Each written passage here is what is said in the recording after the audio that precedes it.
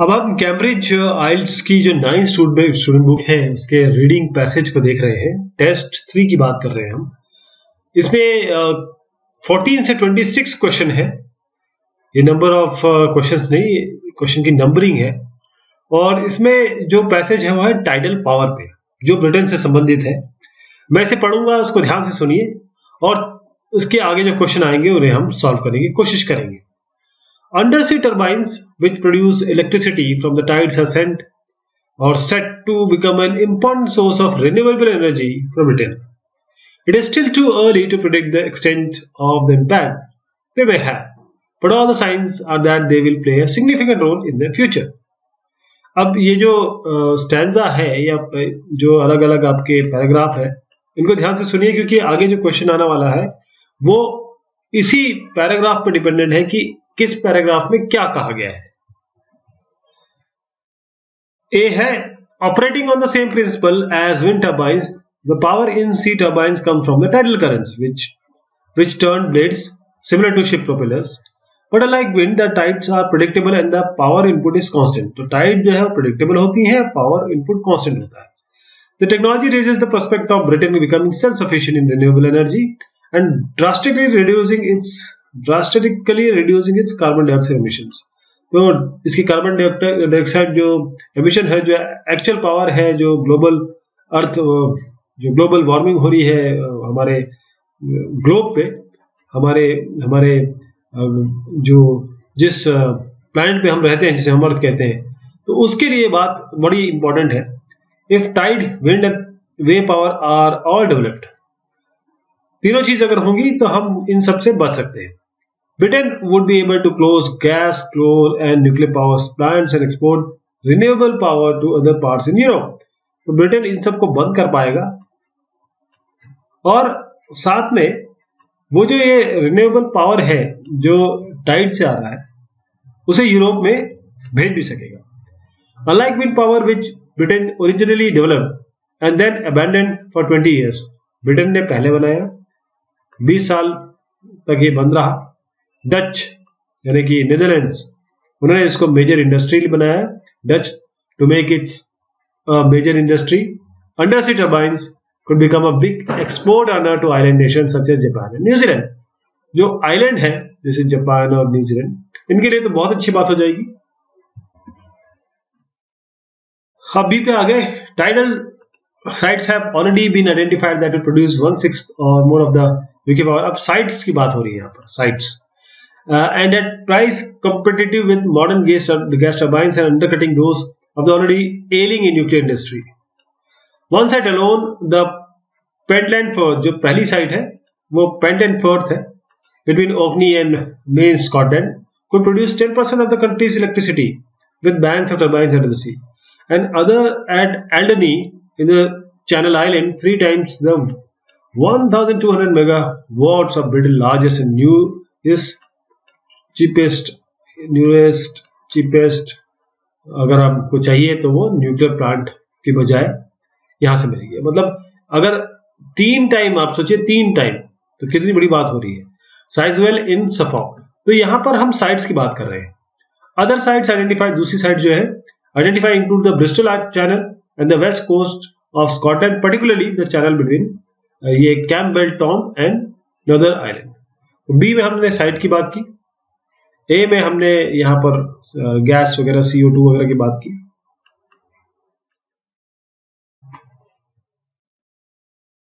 अब हम आ गए हैं सी पे।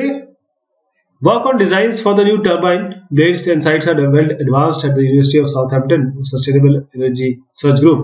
The first station is expected to be installed by or of Lynn Mount in Devon shortly to test the technology in a venture jointly funded by the Department of Trade and Industry and the European Union. EU और department of trade union के सहारे ये चीज बनाई जाएगी। और Abu Bakr Bahaj, in charge of the Southampton research, said the prospect for energy for tidal currents are far better than those from wind because the flows of water are predictable and constant. The technology for dealing with the hostile saline environment under the sea has been developed in North Sea oil industry, and much is already known about turbine blade design because of the wind power and ship propellers. क्योंकि ship propellers और इनके wind power के बारे में already हम लोग ने बहुत काम कर लिया है, इसलिए ये चीज ऑलरेडी डेवलप्ड है. There are a few technical difficulties, but I believe in the next 5 to 10 years we will be installing commercial marine turbine farms. Southampton has been awarded this much amount, 215,000, over 3 years to develop the turbine, and is working with Marine Current Turbines, a subsidiary of IT Power, on the Lynmount project. EU research has now identified 106. Identification हो गया 106 potential sites का for tidal power. 80% around the coast of Britain. The best sites are between island or around heavily indented coast where there are strong tidal currents. तो अगर यहाँ पर heavily indented coast होंगे तो वहां पर अच्छी tide current आएंगी. अब डी में है marine turbine blade needs to be only 1/3 of the size of the wind generator to produce 3 times as much as power. केवल इसको आधा 1/3 होना पड़ेगा ताकि उससे 3 टाइम ज्यादा पावर दे सके जो विंड में होता है. The blades will be about 20 meters in the diameter so that 30 meters of water is required. Unlike wind power, there are likely to be environmental objections. Fish and other creatures are thought unlikely to be at risk for the relatively slow turning blades. Each turbine will be mounted on tower, which will connect to the national power grid supply grid via underwater cables. The towers will stick out of the water and be lit to warn shipping and also be designed to be lifted out. इस तरह design की जाएंगी कि उन्हें बाहर निकाला जा सके. ऑफ वाटर फॉर मेंटेनेंस, पहले तो मेंटेनेंस है, and to clean seaweed from the blades. Dr. Bahaj has done most work of the Alderney site where there are powerful currents. The single undersea turbine farm will produce far more power than needed for the Channel Island, and most would be fed into the French grid and be re-imported into the Britain via the cable under the channel. यहां से ये Britain को fade किया जाएगा और वहां से री-इम्पोर्ट किया जाएगा. एफ में आ गए. और टेक्निकल डिफिकल्टी इज कैविटेशन. जो डिफिकल्टी आ रही है वो है कैविटेशन. कैविटेशन क्या है? Where low pressure behind a turning blade causes air bubbles. This can cause vibration and damage the blades of the turbine. Doctor Baha said we have to test a number of blade types to avoid this happening और at least make sure it does not damage the turbines and reduce performance. Another slight concern is submerged debris floating into the blades. So far, we do not know how much of a problem it might be. We will have to make the turbines robust because the sea is a hostile environment, but the signs that we can do it are good. अब हर passage में जो paragraph है इस passage में A to F, तो इसमें कुछ information दी गई है. आपको ये बताना है कि जो 14 से लेकर 17 तक है, 14 से लेकर 17, ये किस किस में दिया हुआ है. अगर ध्यान से देखा हो, मैंने कई जगह अंडरलाइन भी किया है. पहला है 14, the location of first S site. आपको ध्यान होगा इस सी में हमने पढ़ा ये साइट, तो हमने इसमें पहली ही साइट के बारे में बात कर दी. देखिए the sites are well advance. ये तो सी में ही हम साइट के बारे में बता रहे हैं कि कहां कहां क्या क्या हो रहा है. तो इसीलिए हम ये इसको सी 14 को सी की संज्ञा देंगे, यानी कि यहाँ पर सी आएगा आंसर में. फिर 15th है way of bringing the power produce on one side back into Britain. आपको याद होगा हम फ्रेंच ग्रिड को देंगे और फ्रेंच से फिर रीइंपोर्ट करेंगे ब्रिटेन में, तो ये ई होगा, यहाँ पर ई आएगा आपका. फिर 16 है reference to a previous attempt by Britain to find an alternative source of energy. 16 में अगर आप देखें तो यहाँ पर ए में बताया गया है, ए में कि 20 साल पहले ये काम किया गया था.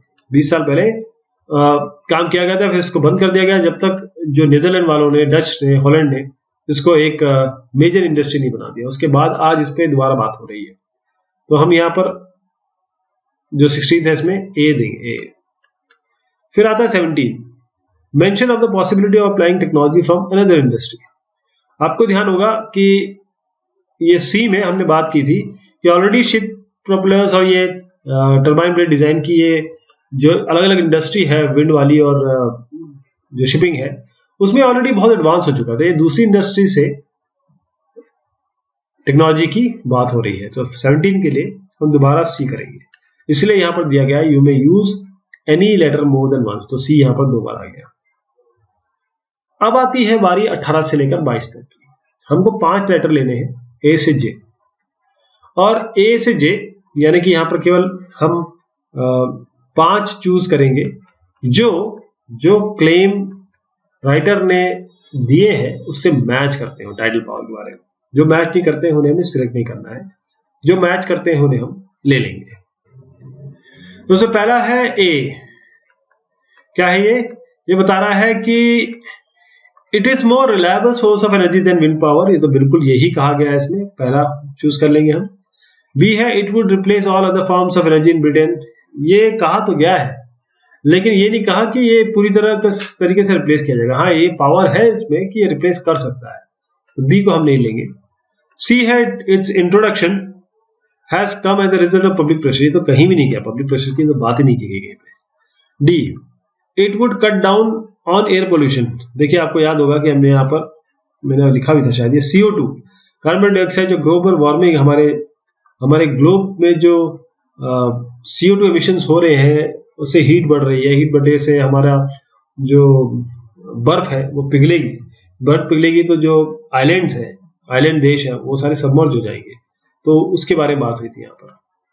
तो ये बिल्कुल कहा है, राइटर ने बिल्कुल कहा है। तो ए के बाद डी हो गया।